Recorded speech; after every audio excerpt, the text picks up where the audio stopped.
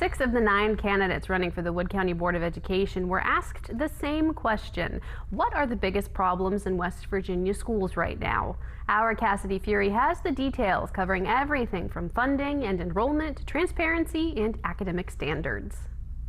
Each candidate was asked to name the top issues they believe are hurting West Virginia students and classrooms.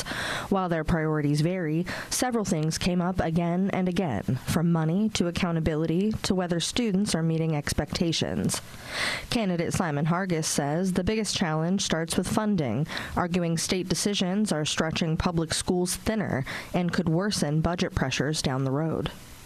Public education's underfunded. The way the Hope Scholarship is structured undermines public education, and they keep making these decisions that makes West Virginia's budget issues worse, which is going to have downstream effects to public education. So that gives us an environment where we're constantly asked to do more with less, and that push pressures on everybody.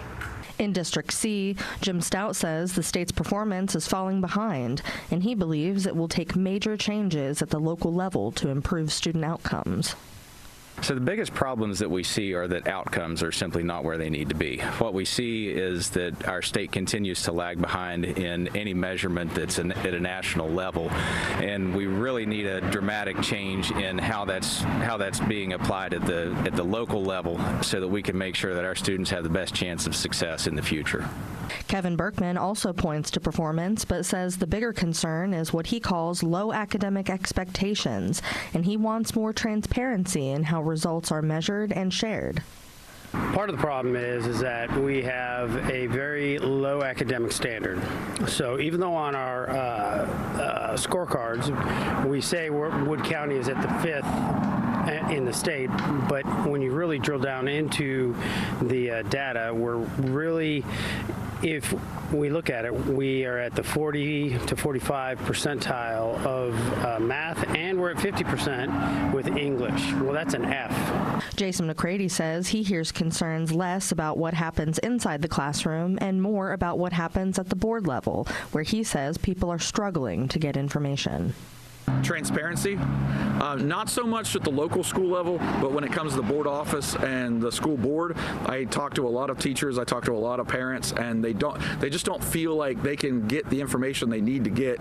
They feel like they have to go through extra steps when it should be just out there for them to find out. Haley Meredith says communication and financial oversight are key issues, arguing families and staff need clearer answers and stronger accountability from the board.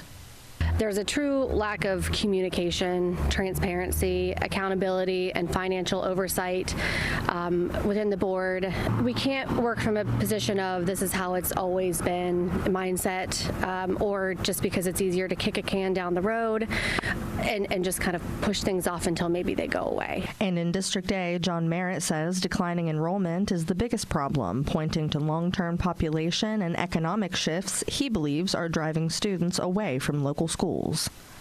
Our biggest problem right now is enrollment. Enrollment is declining across the state.